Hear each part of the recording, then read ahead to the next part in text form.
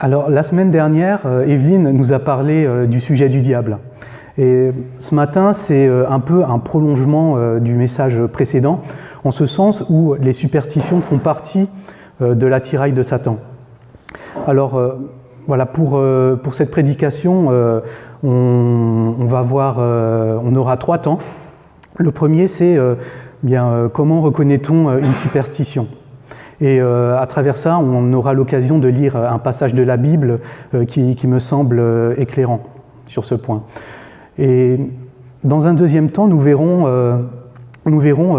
les conséquences des superstitions.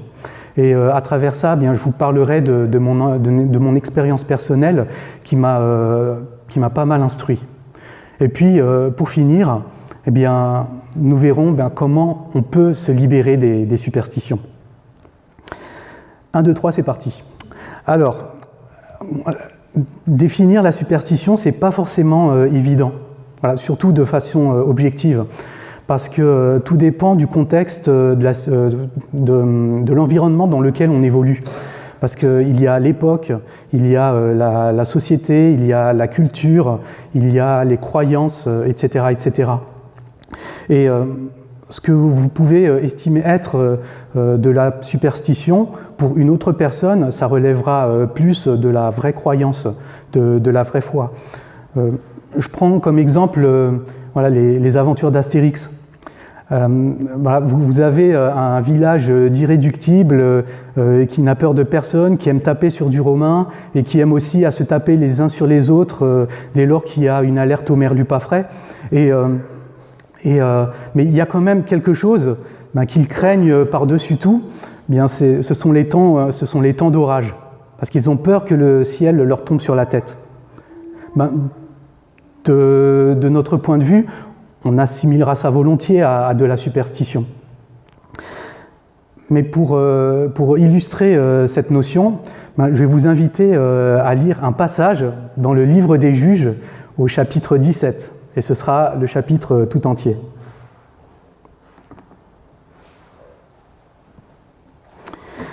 Il y avait un homme de la région montagneuse d'Éphraïm, appelé Mika, qui dit à sa mère : les 1100 pièces d'argent qu'on t'a prises et pour lesquelles tu as proféré des malédictions même à mes oreilles, cet argent est entre mes mains, c'est moi qui l'avais pris. Sa mère dit : que mon fils soit béni de l'Éternel. Il rendit à sa mère les 1100 pièces d'argent et sa mère dit : je consacre de ma main cet argent à l'Éternel afin d'en faire pour mon fils une sculpture sacrée et une idole en métal fondu. C'est ainsi que je te le rendrai. Il rendit donc l'argent à sa mère. Elle prit 200 pièces d'argent et les donna au fondeur, qui en fit une sculpture sacrée et une idole en métal fondu. On les plaça dans la maison de Mika. Ce Mika eut ainsi un lieu de culte. Il fit un éphod et des téraphim, et il établit pour lui l'un de ses fils dans la fonction de prêtre. À cette époque-là, il n'y avait pas de roi en Israël. Chacun faisait ce qui lui semblait bon. Il y avait aussi un jeune homme de Bethléem de Juda, ville du clan de Juda. Il était lévite et il habitait là en étranger. Cet homme partit de la ville de Bethléem en Juda pour chercher un lieu de résidence qui lui convienne. En cours de route, il arriva à la maison de Mika, dans la région montagneuse d'Éphraïm. Mika lui demanda : d'où viens-tu ? Il lui répondit : je suis lévite de Bethléem en Juda et je voyage pour chercher un lieu de résidence qui me convienne.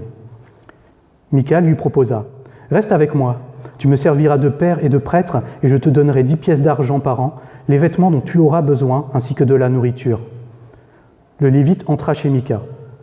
Il se décida ainsi à rester chez cet homme qui le considéra comme un de ses fils. Mika établit le lévite dans ses fonctions et ce jeune homme lui servit de prêtre et resta chez lui. Mika dit alors : maintenant, je sais que l'Éternel me fera du bien, puisque j'ai ce lévite pour prêtre.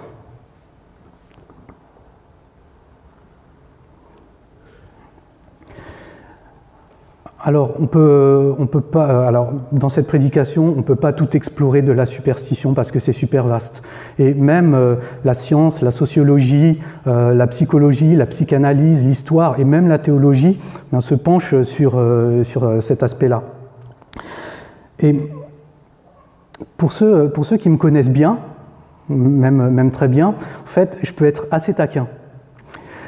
Ça m'arrive de temps à autre, auprès de certains frères et sœurs ici, qu'à un moment d'inattention, je leur pique leur téléphone portable.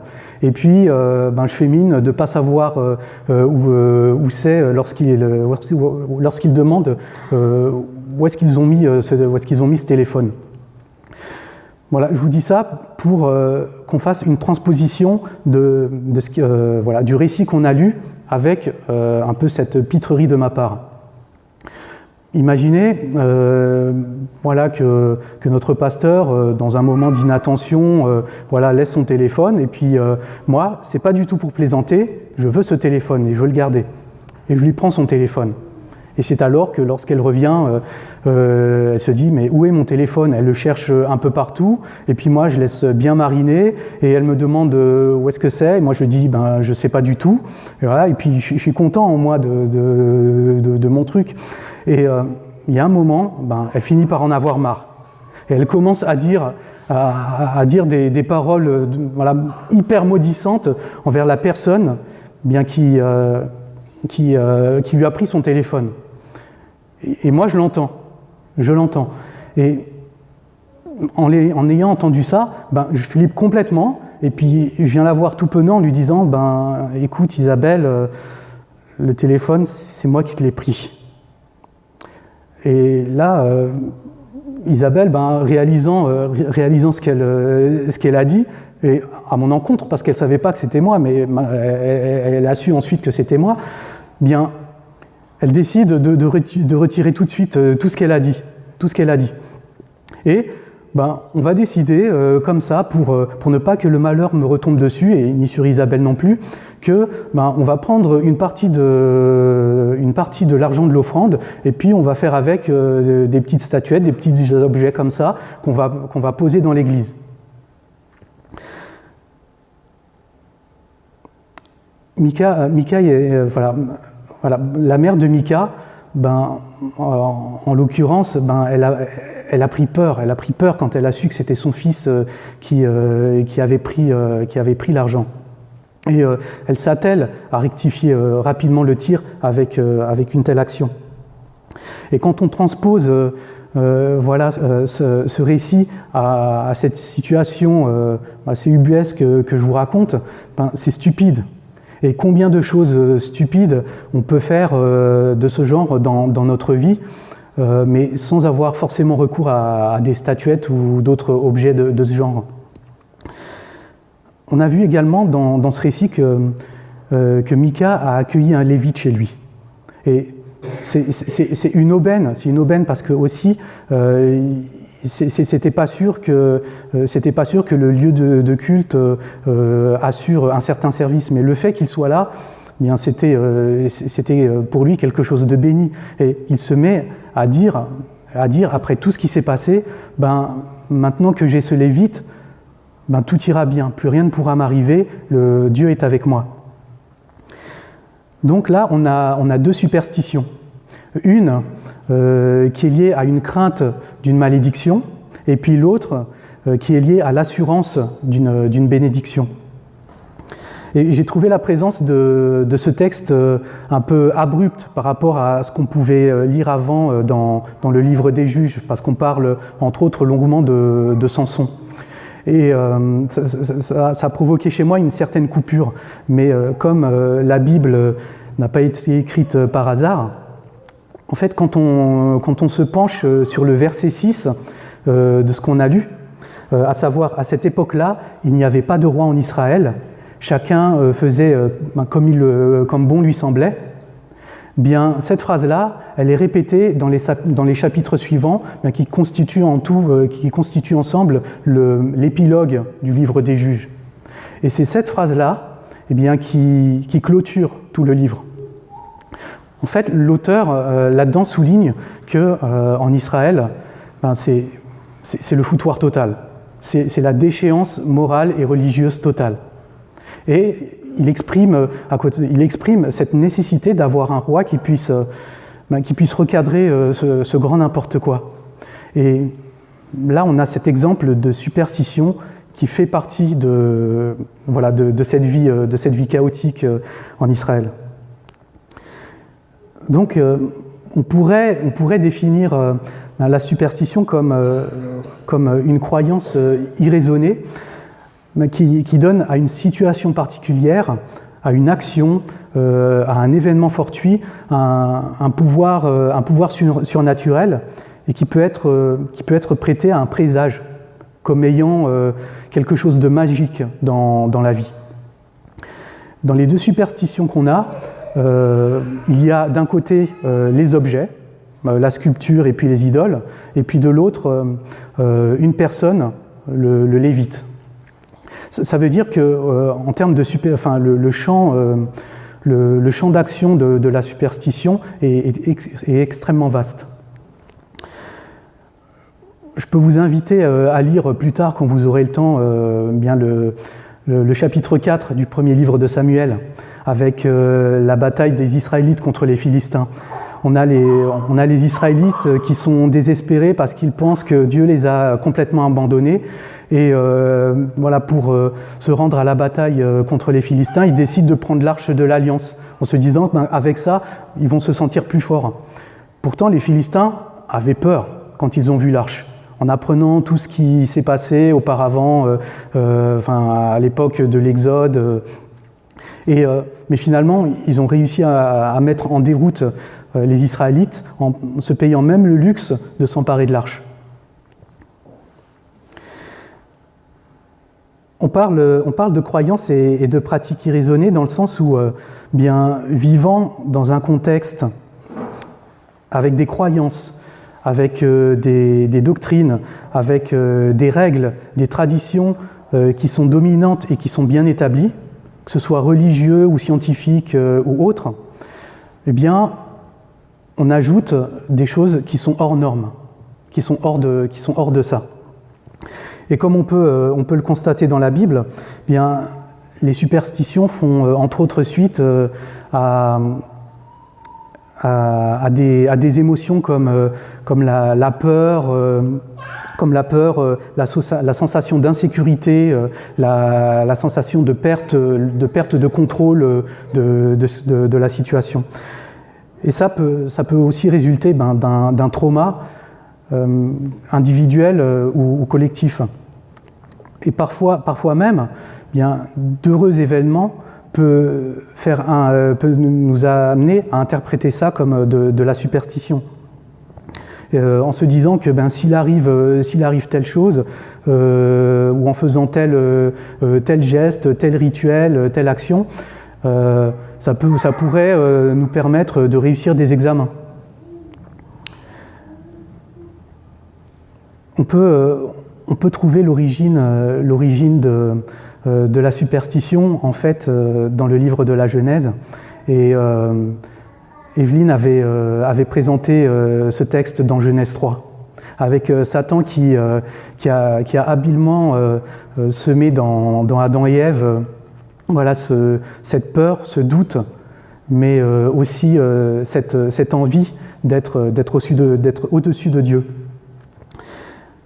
Mais voilà, en pensant qu'en mangeant du fruit, il serait plus fort, il serait plus puissant que Dieu, malheur leur en a pris. Et voilà les conséquences qu'on connaît aujourd'hui. Et ceci nous amène au second point, c'est que dans le mot superstition, il y a super, mais ça ne l'est pas du tout. En fait, j'étais un très grand superstitieux, très très grand superstitieux. Et quand j'étais tout petit déjà, je croyais en Dieu, mais je n'avais pas toute cette connaissance que j'ai aujourd'hui, et il y a encore énormément à connaître. Mais au cours de ma vie, il y a plusieurs croyances, plusieurs pratiques qui se sont insérées et qui étaient plus ou moins dominantes. Et gamin, il y avait deux lectures que j'aimais. C'était pas du Molière, c'était pas du Voltaire, des choses comme ça. C'était Pif Gadget et Télé Loisirs. Et les deux lectures que j'aimais, c'était Pif Gadget et Télé Loisirs. Et c'était pas du Molière, c'était pas du Voltaire, des choses comme ça. C'était Pif Gadget et Télé Loisirs. Et les deux lectures que j'aimais, c'était pas du Molière, c'était pas du Voltaire, des choses comme ça. C'était Pif Gadget et Télé Loisirs. Et je ne lisais pas forcément tout ce qu'il y avait dans ces 2 revues, mais concernant Télé Loisirs, il y avait 2 pages tout à la fin que je dévorais. C'était une BD de Cubitus, un gros chien blanc qui essaye toujours de maltraiter un petit chat noir. Enfin, il n'était pas totalement noir, mais il avait un peu de blanc sur son ventre. Et puis l'autre page, c'était l'horoscope. Et en fait, la mise en page de l'horoscope dans le Télé Loisirs, j'ai réalisé que c'était énorme, c'était super bien fait. Parce que on avait, tout au milieu, on avait une image bien, qui représentait de façon synthétique l'état des différents signes. Et donc, on symbolisait l'état des signes soit par la Lune, soit par l'étoile, ou soit par le Soleil. Et il n'y a qu'un seul signe qui avait le droit au Soleil, et c'était le signe de la semaine. Et moi, j'avais hâte à chaque fois j'avais hâte de voir si mon signe était le signe de la semaine. J'étais tout content quand il y avait le soleil. Quand il y avait l'étoile, bon, ça passait, même si je voulais un peu plus. Et ça me faisait passer de bonnes semaines. Mais quand je voyais qu'il y avait la lune, là, j'étais pas content. C'était autre chose. Et je passais une mauvaise semaine. Il y a un autre exemple de superstition que j'avais, et ça je l'avais jusqu'en 2014, et ça a failli revenir l'année dernière, c'est que je me refusais à regarder mes équipes de foot préférées à la télé. Parce que je me disais que si je les regardais, elles allaient perdre. Et ça c'était terrible parce que ça me mettait dans des situations ridicules où voilà, faut pas que je regarde, faut même pas que j'y pense. Parce que sinon, ils vont perdre. Et des fois, je suis partagé par l'envie de voir un peu comment ça se passe. Mais non, il ne faut pas, parce que sinon, ça va porter la poisse. Et même, je me privais de Facebook parce qu'il y a des gens qui commentaient, les déroulements des matchs. Il ne fallait pas que je regarde ça. Donc, c'est pour dire que les superstitions, elles sont extrêmement nombreuses et on peut même s'en construire. Dans le passage, voilà, et j'en viens là, parce que dans le passage qu'on a lu dans les Juges, bien, en fait, on dit qu'il n'y a pas de roi en Israël et que chacun fait comme il voulait. Pourtant, il y avait des lois et des commandements qui étaient bien établis en Israël, mais personne ne les respectait. Il s'agissait donc à Mika et à sa mère de rajouter d'autres choses qui ne viennent pas de Dieu, de rajouter même des choses qui sont au-dessus de Dieu.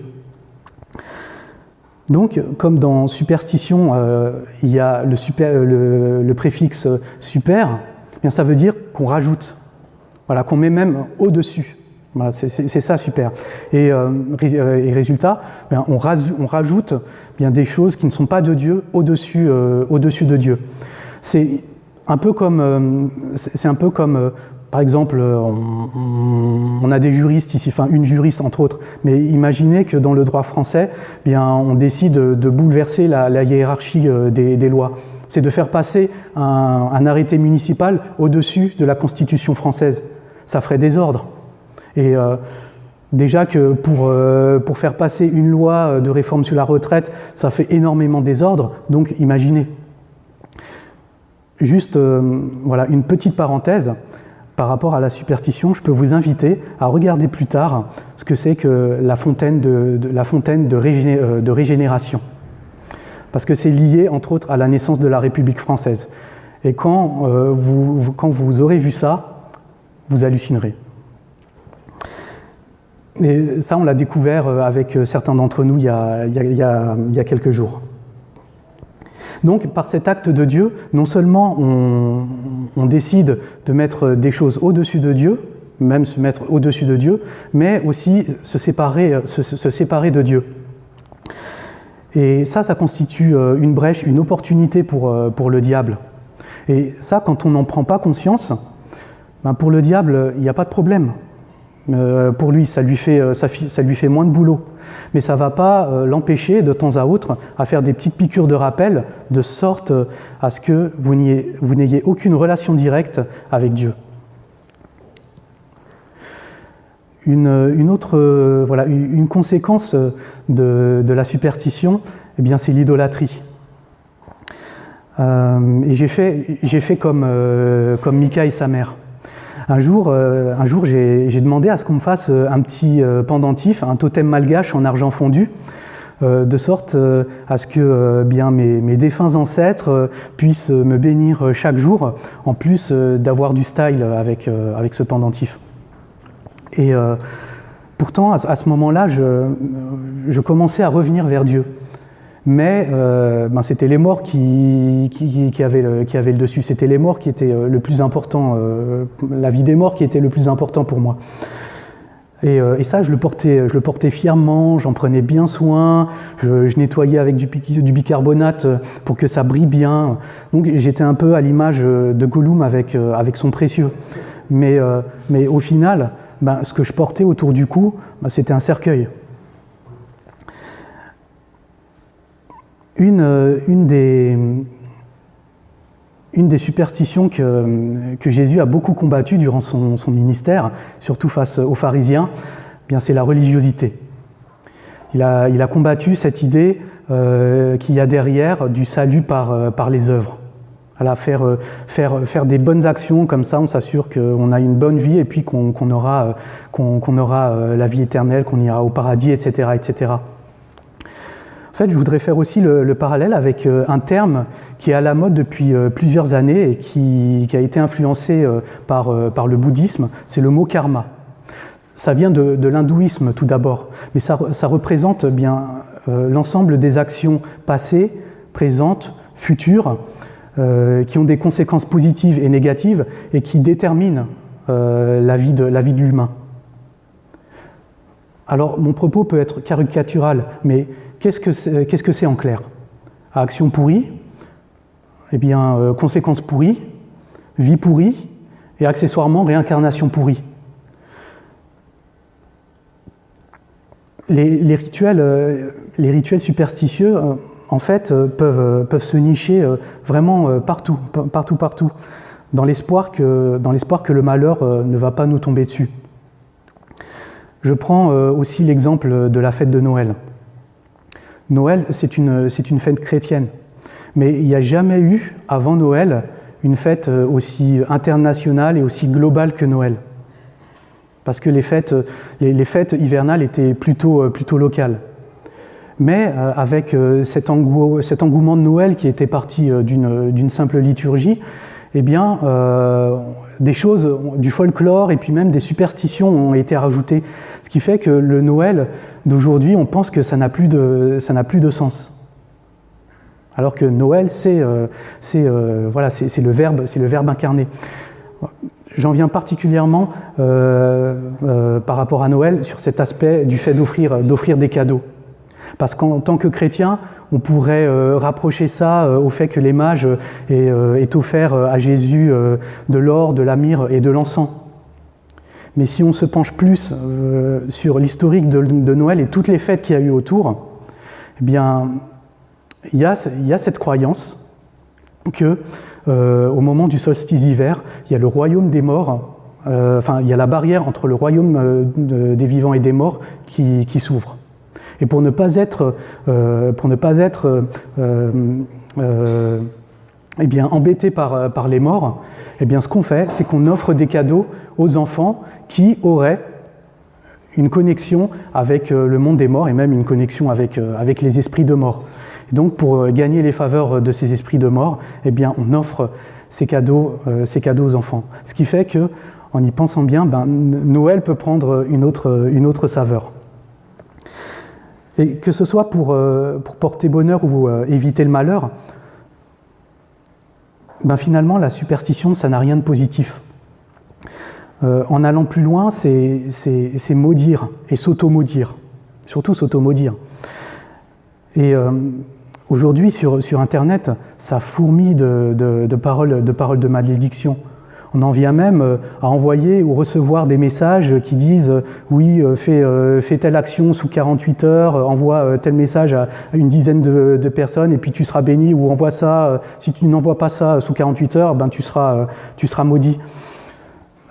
Dieu nous a dotés d'une parole, qui est pourtant une belle parole qui devrait être bénissante pour les uns et pour les autres. Mais quand on se sert de cette parole pour maudire, ça peut vraiment devenir destructeur. J'en viens à ce dernier point, comment on peut être délivré de ces superstitions ? On peut finir par se rendre compte que les choses ne se passent pas vraiment comme on vous le voudrait. Et lorsqu'on découvre Jésus-Christ, il pointe du doigt toutes nos défaillances.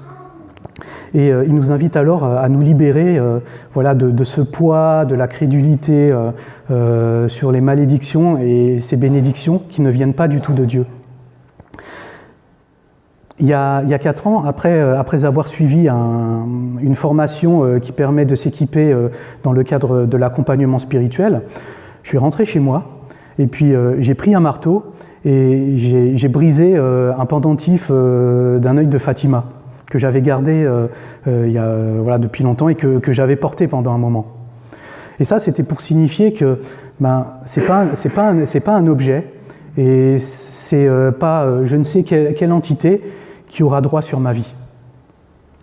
Et je voudrais vous rappeler ce verset de Jérémie au chapitre 29, verset 11. « En effet, moi, je connais les projets que je forme pour vous, déclare l'Éternel, projets de paix et non de malheur, afin de vous donner un avenir et de l'espérance. » J'ai alors demandé pardon au Seigneur pour ne pas avoir placé ma confiance en lui. Et puis briser cet œil de Fatima, ça consistait en un début de repentance. Et lorsque j'ai préparé cette prédication cette semaine, et j'étais pas du tout rentré chez moi, mais j'ai réalisé à un moment qu'en fait j'ai oublié, je crois, de me débarrasser de mon petit totem malgache. Donc en clair, il y a régulièrement du ménage à faire dans notre vie. C'est pas parce qu'on est chrétien qu'on n'est pas superstitieux.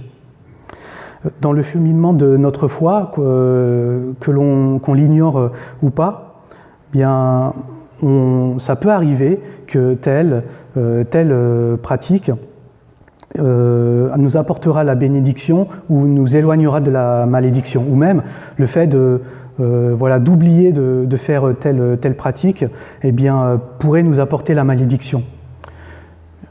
En tant que chrétien, j'ai été aussi superstitieux sur ce point-là.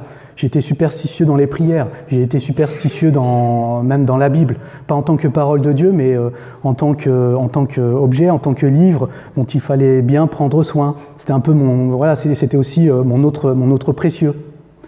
Donc si un jour vous êtes en pleine lecture de Apocalypse 3.20 en mangeant une pizza et qu'il y a un morceau de pepperoni qui tombe sur la page et que ça laisse une trace de gras et de sauce, pas de panique, c'est pas un drame, c'est pas grave.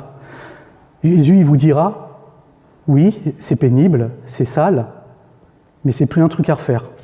La prochaine fois, tu partageras la pizza avec moi. Donc le danger d'ajouter des croyances et des pratiques pas cachères peut mener même à des pratiques encore plus extrêmes, à des croyances encore plus extrêmes. Et le Seigneur le réprouve dans Deutéronome 18, chapitre 18, versets 10 et 11.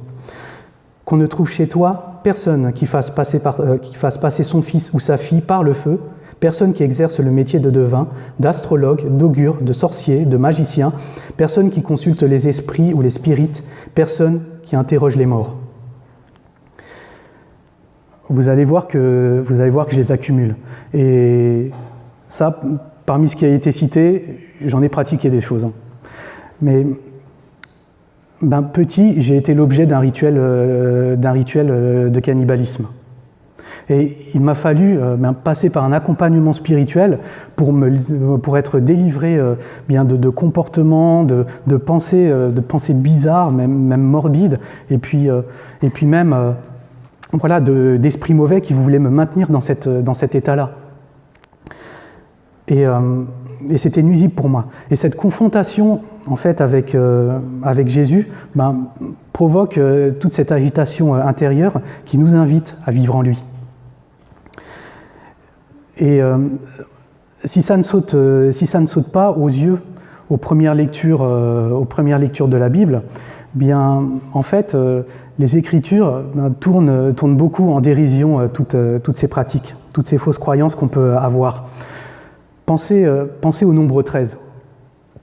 Voilà, le nombre 13 est interprété de différentes façons d'un pays à un autre, d'une culture à une autre.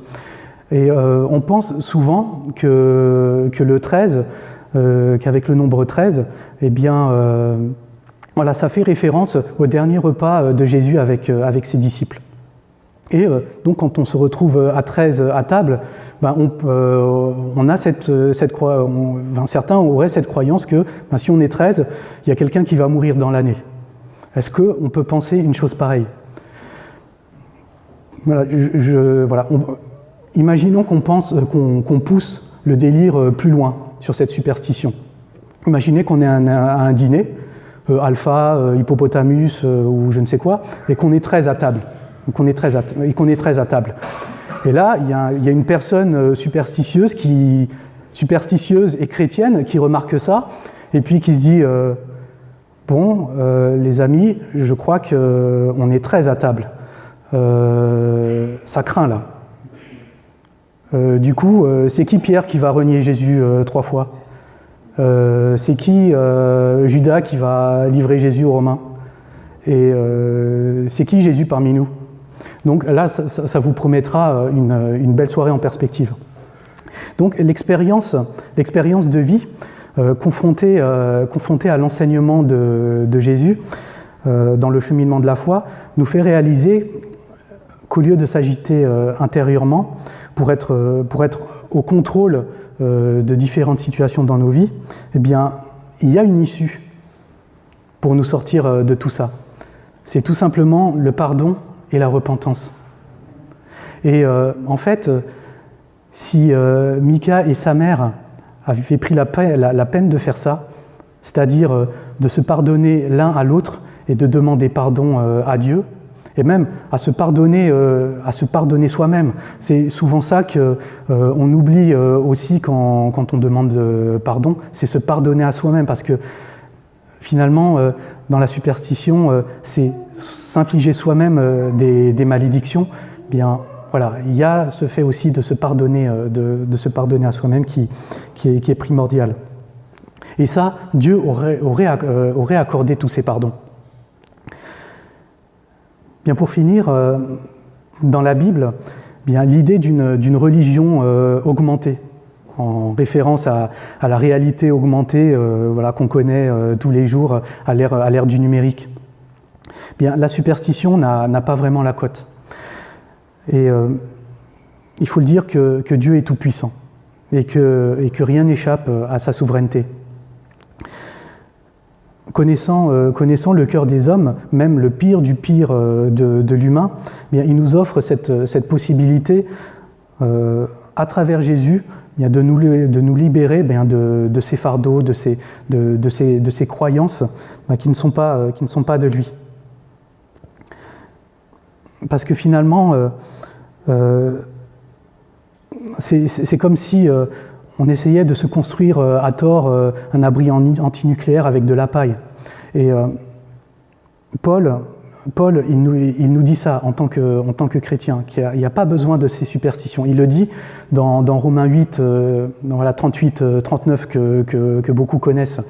C'est l'assurance que ni la mort, ni la vie, ni les anges, ni les dominations, ni les choses d'en haut, ni les choses d'en bas, ni le présent, ni l'avenir, ni aucune autre créature ne pourra nous séparer de l'amour de Dieu manifesté en Jésus-Christ notre Seigneur.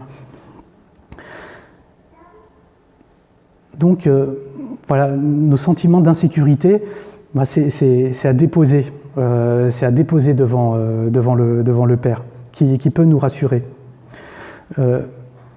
Voilà, j'ai fait peut-être un peu une parodie des 3 petits cochons, mais plus bibliquement parlant, plutôt que de construire sur du sable, comptons sur le rocher solide qu'est Jésus-Christ. Parce que C'est en lui que nous avons le salut et la vie éternelle. Et Paul, et ça, voilà, je le cite pour le finir, il nous encourage à ça, il nous exhorte vraiment à cette action. Voilà, il nous prévient, faites attention, que personne ne vous prenne au piège par la philosophie, par des tromperies sans fondement qui s'appuient sur la tradition des hommes, sur les principes élémentaires qui régissent le monde et non sur Christ. En effet, c'est en lui qu'habite corporellement toute la plénitude de la divinité. Vous avez tout pleinement en lui, qui est le chef de toute domination et de toute autorité. Parce que Jésus-Christ, c'est le chemin, la vérité et la vie. J'étais superstitieux, j'étais super superstitieux, j'étais même hyperstitieux, mais ça, c'était avant. Je vous invite à prier. Père, je voudrais vraiment te rendre grâce parce que dans les moments de ma vie les plus difficiles que j'ai pu connaître, bien, c'était pas mes superstitions, c'était pas mes idoles, c'était je ne sais quoi d'autre qui a pu me sortir de là. S'il y en a un qui a pu me sortir de là, c'est Jésus-Christ. Et je lui rends gloire, parce qu'il le mérite, et c'est vraiment, ça a été vraiment une libération pour moi de m'affranchir de ces pratiques et de ces croyances. Oui, Seigneur, qu'à travers ce message, s'il y a des choses qui ne sont pas claires, c'est toujours cette possibilité d'échanger et puis de continuer à méditer ensemble ou seul, mais que ton esprit permette de continuer à travailler sur soi-même et à réfléchir au sens qu'on donne à notre vie. Est-ce que ce sont ces choses-là qui donnent vraiment du sens à notre vie, qui nous permettent, qui nous donnent cette garantie d'être heureux? Parce qu'en tant que chrétien, vouloir sans cesse rajouter des choses pour nous protéger de ce monde qui est si agressif, c'est comme si finalement on ne voulait pas compter sur toi. Et que c'est se dire que ce qu'on vit, tu es inutile et t'arriveras jamais à nous aider. Et pourtant, combien de personnes tu as aidé? Et pourtant, Paul, qui a été un persécuteur de chrétiens par excellence et qui a tué par des convictions vraiment profondes, a été littéralement transformé. Et c'est plus une haine qu'il avait, mais c'était un amour infini pour toi et pour les autres. Et ça, il voulait que ça se reflète par la suite. Bien, Père, merci encore pour tout. Et loué, béni sois-tu au nom de Jésus-Christ. Amen.